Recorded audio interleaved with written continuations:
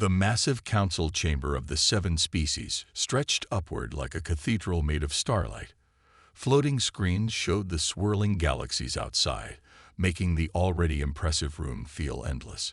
Captain James Walker stood alone on the presentation platform, his back straight, and his Blue Earth Force's uniform crisp despite the 6-hour wait. Above him, 7 massive seats curved in a half-circle. Each seat held an alien representative twice his size. Their eyes, some glowing, some compound, some merely dark pools, all stared down at the human with mixed expressions of amusement and dismissal. "You expect us to believe," rumbled Supreme Commander Rex of the Darkspine Empire, his scaled face twisted in what passed for a smile, "that these toys are your main battle fleet." He gestured at the hologram floating between them, showing Earth's newest battleship, the HFY Thunder. Walker kept his face neutral, though his fingers twitched slightly at his sides. "The Thunder-class battleships are our most advanced vessels, yes." At 2 kilometers in length, a burst of laughter interrupted him. Not polite chuckles, but real, belly-deep laughter that echoed through the chamber. Several of the council members didn't even try to hide their amusement. 2 kilometers, wheezed Councillor Brightwing, her feathers ruffling in mirth. "My personal yacht is longer than that." Walker had been warned this might happen, but the reality of it still stung. He continued, raising his voice slightly to be heard over the continuing chuckles. "While our ships may be smaller than galactic standard, I assure you their capabilities." "Their capabilities," Rex cut in, his voice dripping with scorn, "are irrelevant. Look here, human." He pressed a button, and a new hologram appeared beside Earth's ship. A dark-spine dreadnought, 15 kilometers of black metal and weapon ports, made the Thunder look like a toy boat beside a real warship. "This is a proper vessel of war, one of hundreds in my fleet alone. How can you possibly expect to be taken seriously as a spacefaring race when your biggest ships are smaller than our cargo shuttles?" Walker took a deep breath. "Size isn't everything, Supreme Commander. Our ships are designed for efficiency and—" "Enough." The voice came from the central seat, where High Counselor Deepmind's crystalline form pulsed with blue light. "We have reviewed Earth's application for membership in the Galactic Council. While we appreciate your species' ambition, it is clear you are not yet ready for full membership." "With all due respect," Walker said, fighting to keep his voice steady, "you haven't even reviewed our technical specifications or—" "We don't need to," Rex said, leaning forward in his seat. His massive form cast a shadow over Walker. "Your ships tell us everything we need to know about your technological level. Come back in a few centuries, when you've learned how to build proper vessels." Walker's jaw clenched. He knew what those ships could really do. If they only knew about the breakthroughs in inertial dampening, about the real reason Earth had chosen to build smaller. But those were classified specs. He had his orders. "I understand," Walker said, his voice carefully controlled. "Earth thanks the Council for its consideration." As he turned to leave, Rex's voice followed him. "Such a shame. But what else could we expect from such a small species?" More laughter filled the chamber. Walker kept walking, his steps measured and calm. But as the massive doors closed behind him, his hand tightened into a fist. In the private shuttle back to his ship, Walker pulled out his secure communicator. The face of Fleet Admiral Peters appeared on the screen, looking grim. "I take it from your expression that it went as expected?" the Admiral asked. Walker nodded. "Exactly as intelligence predicted. They're completely convinced our ships are primitive." The Darkspine representative was especially vocal about it. The Admiral's face showed the ghost of a smile. "Good. Let them think that. Did you notice any signs they suspect the truth?" "None," Walker replied. "Their arrogance is working in our favor. They're so convinced that bigger equals better, they didn't even bother to look deeper." "Perfect." The Admiral leaned back in his chair. "Keep monitoring their reactions. If they're this dismissive of our capabilities, They'll never see us coming if things go bad. Walker looked out the shuttle window at the massive alien ships drifting past. Each one could have swallowed a dozen Earth vessels, and each one was a testament to their builders' fundamental misunderstanding of physics and warfare. They mock what they don't understand, Walker said softly. Let's hope they don't have to learn the hard way why size isn't everything in space. Commander Anna Miller stood in the dimly lit briefing room deep beneath Earth Fleet Command. The walls, covered in dark metal panels, absorbed both sound and scanning signals. Only 20 people sat in the room, but they represented the highest levels of Earth's military leadership. Ladies and gentlemen, she began, tapping her control pad. A hologram sprang to life, showing the same Thunder-class battleship that had been mocked in the council chamber. What you're about to hear is classified level Omega. The aliens' response to our ships was exactly what we wanted. Admiral Peters, who had been on the video call with Walker earlier, nodded slightly. The rest of the room stayed silent, waiting. Miller touched another control. The hologram split, showing a massive alien dreadnought next to the Thunder. The Dark Spine Empire, like all current galactic powers, builds huge ships for one simple reason. They have to. She highlighted the alien ship's engine section. Their inertial dampening technology is crude. They can only handle acceleration forces by spreading them out over massive hull areas. It's why their ships are so big, not by choice, but by necessity. The room stirred. General Brooks raised his hand. And we're different because. Miller smiled. Dr. Roberts, would you like to explain your breakthrough? An older man stood up from the back row. His shabby lab coat stood out among the crisp uniforms. 3 years ago, we discovered something fascinating about inertial fields, he said, walking to the front.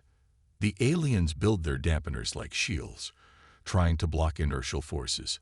We found a way to redirect them instead. The hologram changed, showing the internal systems of the Thunder.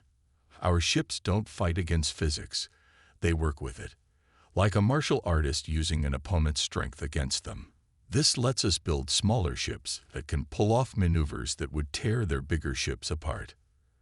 And they have no idea, Miller added, because they're so convinced their way is the only way.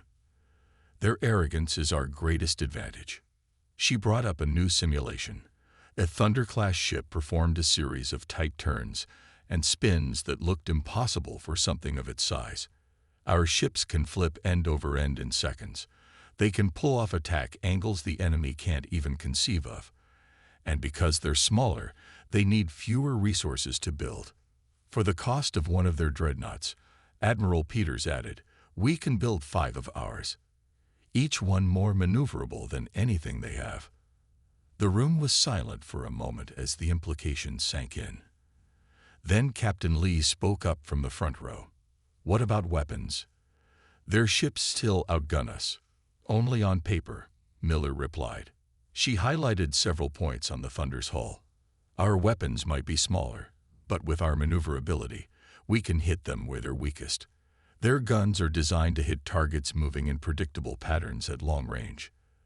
They've never fought anything that can move like our ships. She paused, letting the hologram fade. The Dark Spine Empire and the other council races think they're seeing our weakness. They're actually seeing the biggest advancement in space warfare since the first FTL drive. And now, Admiral Peters said, standing up, we have confirmation that our deception is working. They're completely convinced we're primitive. Captain Walker's report from the council meeting proves it. Miller nodded. We keep this quiet. Let them laugh at our tiny ships. Let them think we're centuries behind them. Her face hardened. But we stay ready. Because sooner or later, someone's going to decide that the primitive humans with their toy ships look like an easy target. The room was silent again. But this time, it was a different kind of silence. Not the silence of people hearing about a technological breakthrough, but the silence of warriors who knew they had an edge their enemies couldn't see coming. Dismissed, Miller said quietly. As the officers filed out, she looked at the hologram one last time.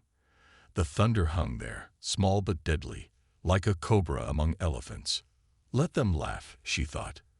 The universe was about to learn that sometimes the smallest predator is the most dangerous. Mark Thompson stared at his intelligence screens, watching red dots multiply across the star map. Each dot represented a dark spine warship, and they were getting closer to human space every day. In the 3 weeks since Earth's rejection from the Galactic Council, the number of alien ships had tripled. "They're not even trying to hide it anymore," he muttered, taking another sip of his cold coffee. The massive warships moved in formation, their engines burning bright enough to be seen from 2 systems away. His office door slid open. Commander Miller walked in, looking like she hadn't slept in days. "Tell me you have good news," she said. Thompson shook his head. "The opposite. Look at this." He pulled up a new screen showing intercepted communications. "They're calling it Operation Humbling.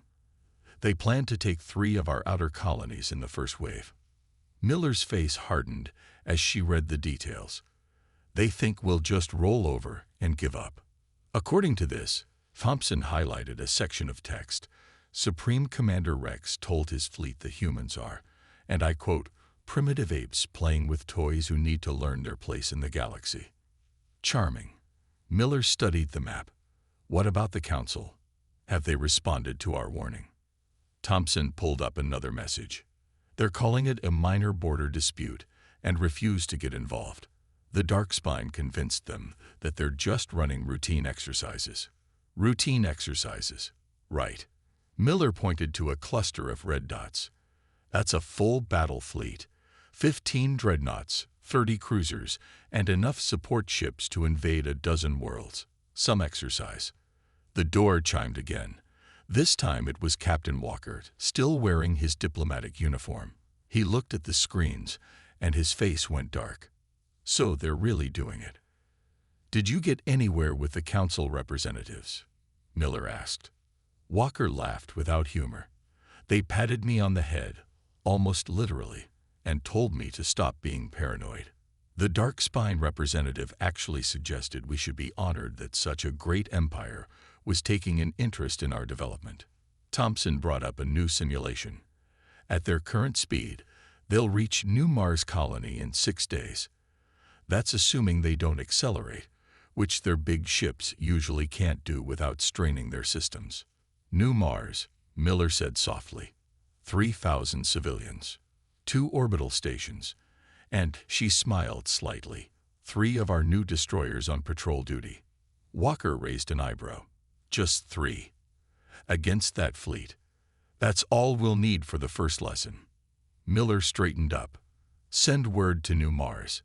Tell them to act scared. Have the colonial government make some public statements about hoping for mercy from the Darkspine." "You want to play into their expectations," Thompson said, nodding slowly. "Exactly. The more they underestimate us, the better this will work."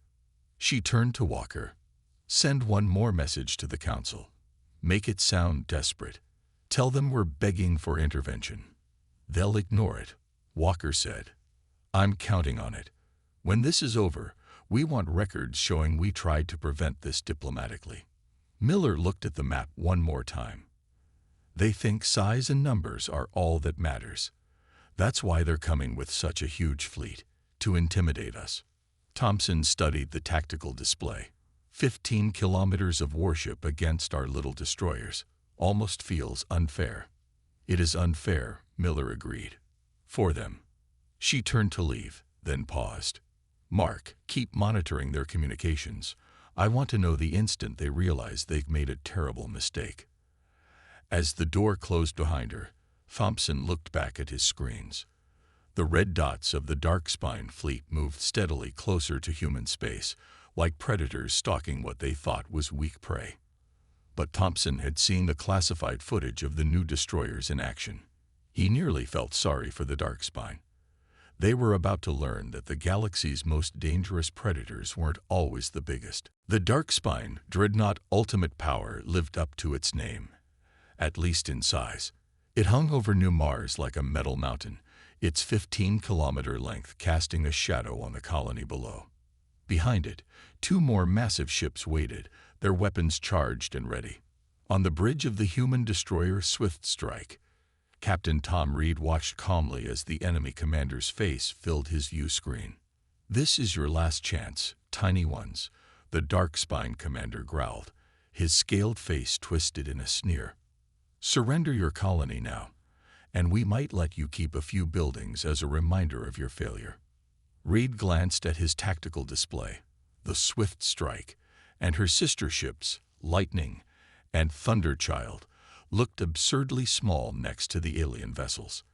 Each destroyer was barely 2 kilometers long, sleek and dark against the stars.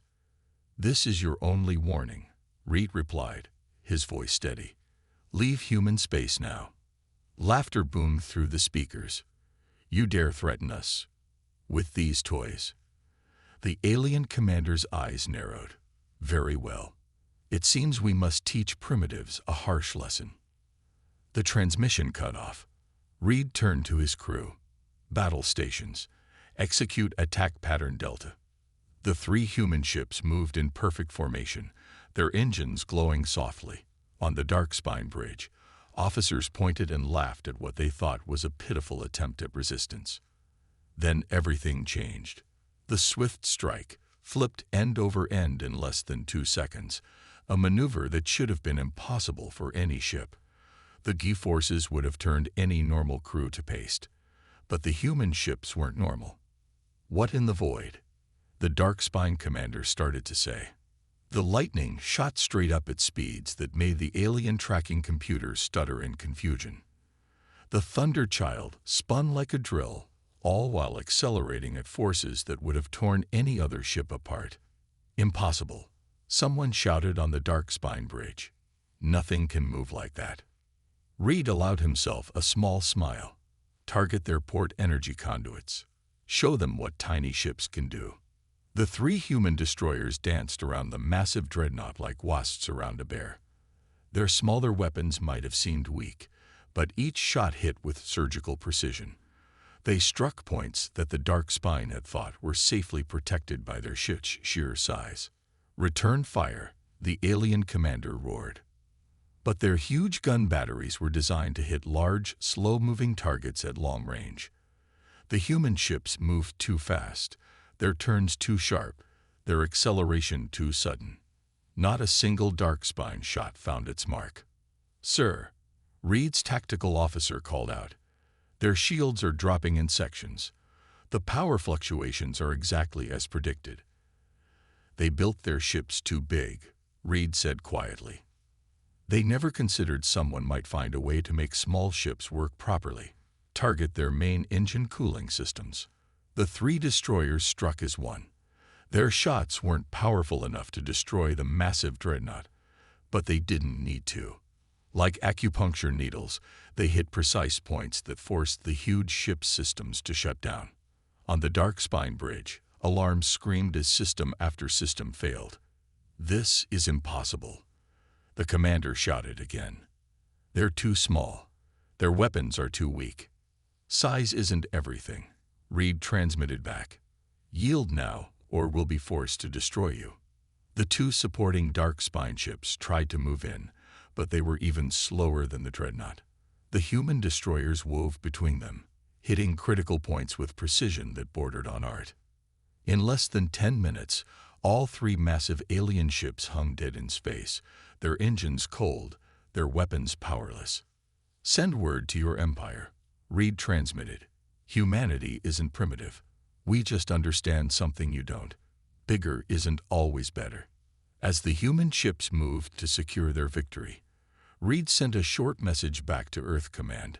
"First contact combat test complete. Our tiny ships performed exactly as expected." The Darkspine never knew what hit them. In orbit around New Mars, 3 small human destroyers watched over their helpless prey, proving that in space warfare, like in nature, the most dangerous predator isn't always the biggest. Dr. Lisa Parker stood before the emergency session of the Galactic Council, her simple lab coat a stark contrast to the ornate robes of the alien representatives. The chamber that had once mocked humanity's ships now sat in stunned silence. On the massive display behind her, footage played from the Battle of New Mars. 3 human destroyers danced around the dark-spine ships like hummingbirds around redwood trees.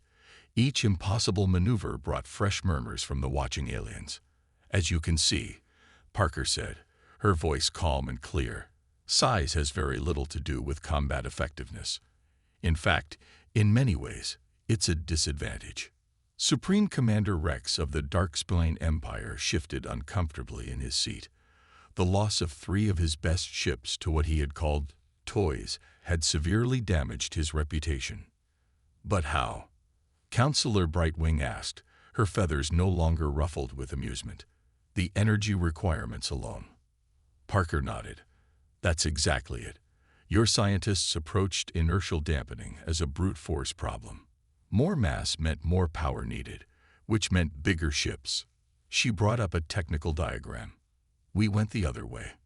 The diagram showed the inner workings of a human destroyer. Instead of fighting physics, we learned to work with it. Our ships don't just dampen inertial forces, they redirect them, like a river flowing around rocks instead of trying to break through them. "Impossible," one of the Council's scientific advisors muttered. "The energy equations are perfectly valid," Parker interrupted. "If you're using conventional dampening fields. We're not." She touched a control, and a new simulation appeared. "Watch what happens when we apply our technology to space combat." The simulation showed a swarm of 50 human ships moving in perfect formation. They split, reformed, executed maneuvers that made several council members visibly dizzy. "Because our ships are smaller," Parker continued, "we can build 5 times as many with the same resources. They're faster, more maneuverable, and far harder to hit. And most importantly," she paused, looking directly at Rex, "they can target weak points your bigger ships can't even protect." "This is why you let us mock your fleet," High Counselor Deepmind said, his crystalline form pulsing with understanding. "You wanted us to underestimate you."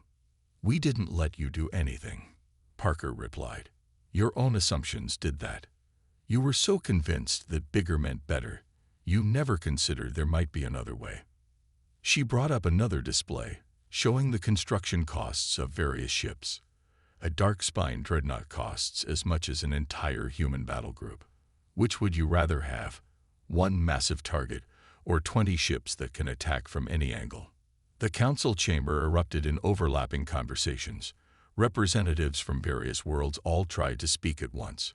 Parker waited patiently until Deepmind called for order. "And now," Parker said into the quiet, "you know why we kept this secret. Our ships aren't primitive. They're the next step in space warfare evolution.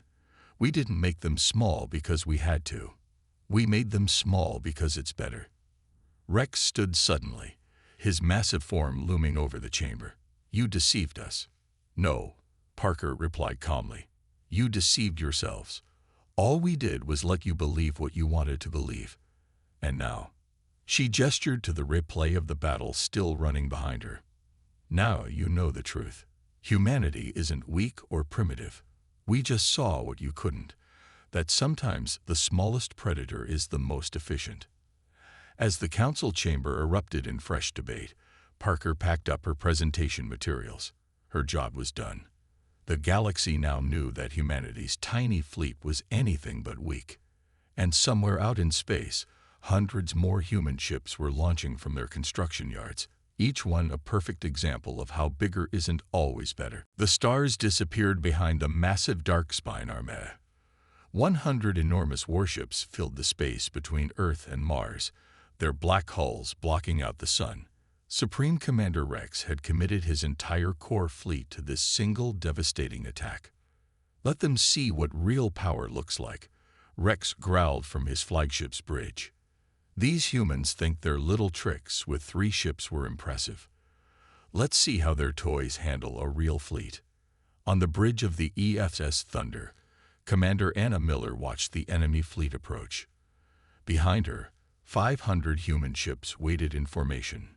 To the Darkspine, they must have looked like a swarm of insects next to their massive warships. "All ships report ready," her tactical officer announced. "Strike groups are in position." Miller nodded. "Send the final warning." Her communications officer opened a channel. "Dark Spine Fleet, this is your last chance. Withdraw now." Rex's laughter boomed through the speakers. "Surrender now, primitives, and we might let your species survive as servants." Miller's face hardened. "All ships, execute Battle Plan Echo. Show them what humanity's tiny fleet can really do." The space between the fleets erupted in motion.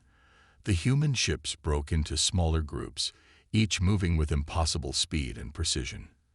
20 strike groups of 25 ships each, moving like schools of fish in 3 dimensions. "What are they doing?" Rex demanded as his targeting computers struggled to lock onto the rapidly moving human vessels. "No ship can accelerate like that." The first strike group hit the Dark Spine left flank. 25 human destroyers swarmed around a single dreadnought, their weapons firing with surgical precision. The massive ship shields flickered and died in seconds. "Impossible," Rex shouted. "Return fire. Destroy these insects." But the human ships were too fast, too agile. The massive Dark Spine weapons, designed to hit capital ships in long-range combat, couldn't track targets that moved like fighter craft, but hit like cruisers. 3 more Dark Spine dreadnoughts went dark, their critical systems picked apart by precise strikes. The human ships didn't need to destroy the massive vessels. They just had to disable them. Strike Groups 7 through 12 pushed their center. Miller commanded. Groups 13 through 18 take their engines. The human fleet moved like a living thing, flowing around the massive enemy ships like water around rocks. Each strike found a weak point, each disabled vessel creating more chaos in the Dark Spine formation. "This can't be happening." Rex raged as another of his mighty ships went dark. "They're too small, too weak. Size isn't everything." Miller transmitted back. "You never understood that. You built bigger ships because you couldn't solve the real problems. We did." The battle turned into a slaughter, not of lives.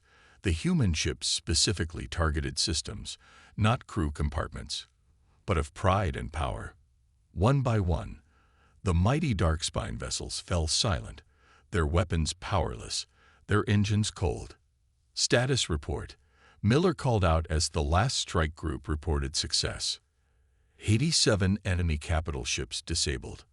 Her tactical officer replied. "The rest are retreating. Our casualties: 3 ships damaged, none destroyed. Minimal crew injuries." Miller allowed herself a small smile. "Send word to Rex's flagship. Ask him if he still thinks our ships are toys." On his bridge, Rex stared at the tactical display in shock. His mighty fleet, the pride of the Dark Spine Empire, had been completely defeated by ships he could have carried in his vessel's cargo hold. "How?" he whispered. "How could we lose to such tiny ships?" The answer came from Miller, her voice calm and clear. "Because bigger isn't better, Commander Rex. Better is better. And humanity. We just proved we're better." As the disabled Dark Spine ships drifted in space, the human fleet regrouped. 500 tiny ships had just changed the balance of power in the galaxy forever. Size, as the Dark Spine Empire had learned too late, wasn't everything. Captain James Walker stood once again in the council chamber of the 7 species. The same room that had once echoed with mocking laughter now held a very different atmosphere. The massive seats above him seemed less imposing now, their occupants far more attentive. "The human fleet's victory over the Dark Spine Armada," High Counselor Deepmind announced, his crystalline form glowing brightly, "has demonstrated a level of technological achievement we gravely underestimated." Walker kept his face neutral, though inside he felt a hint of satisfaction. Next to him, Dr. Lisa Parker and Commander Anna Miller stood tall in their uniforms.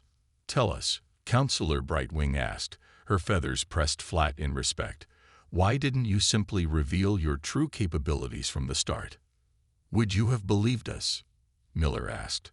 "Or would you have dismissed it as impossible, just as you dismissed our ships as toys?" The chamber fell silent. Even the Dark Spine representative, A junior officer replacing the disgraced Rex looked down at his hands. "We have reviewed your application for council membership," DeepMind continued. "In light of recent events, we would like to offer you not just membership, but a seat on the Military Innovation Committee." Walker smiled slightly. "We accept, with one condition." The council members stirred. After the display of human military power, any condition they named would be seriously considered. "Name it," DeepMind said. "The galaxy needs to change its thinking." Parker stepped forward. "Size isn't everything. Vigor isn't automatically better. We want to share our technology, help other races understand what we've learned." Murmurs filled the chamber. The dark spine representative looked up sharply. "Share your advantage?" he asked. "Why would you do that?" "Because it's not really an advantage," Miller explained. "It's just a different way of thinking. We didn't beat your fleet because we're smarter or better. We beat it because we approached the problem differently." Parker activated a hologram, showing the technical specifications of Earth's ships. "Look at the math, the physics. It's all there. We didn't break any laws of nature. We just stopped fighting against them." "The real strength of humanity," Walker added, "isn't our ships or our technology. It's our ability to think beyond established limits, to question why things are done a certain way, and to find better solutions." The council members studied the technical readouts with intense interest. Brightwing's eyes widened as she understood the principles involved. "Simple," she whispered. "It's so simple, once you see it. We made everything complicated because we assumed it had to be." "Exactly," Parker smiled. "Sometimes the best solutions are the ones that seem too simple to work. We'd like to establish a joint research program, help everyone build better ships, not just bigger ones." DeepMind's crystalline form pulsed with approval. "Motion to accept Earth's condition and grant them full council membership. All in favor." The vote was unanimous. As the chamber filled with appreciative discussion, Walker looked at the scene with satisfaction. The same aliens who had mocked Earth's tiny fleet now eagerly crowded around Parker, asking questions about human engineering principles. "Quite a change from last time," Miller said quietly beside him. Walker nodded. "They learned what humans have always known, that the strongest force in the universe isn't size or power. It's the ability to adapt," Miller finished. "To think differently, to find better ways." Above them, the stars shone through the chamber's transparent dome. Somewhere out there, the human fleet patrolled space, their small ships a reminder that sometimes the most powerful things come in unexpected packages. The galaxy had learned an important lesson: never judge by size alone, because sometimes the smallest ships could carry the biggest surprises. And humanity, once mocked for their tiny fleet, had earned something far more valuable than victory. They had earned respect.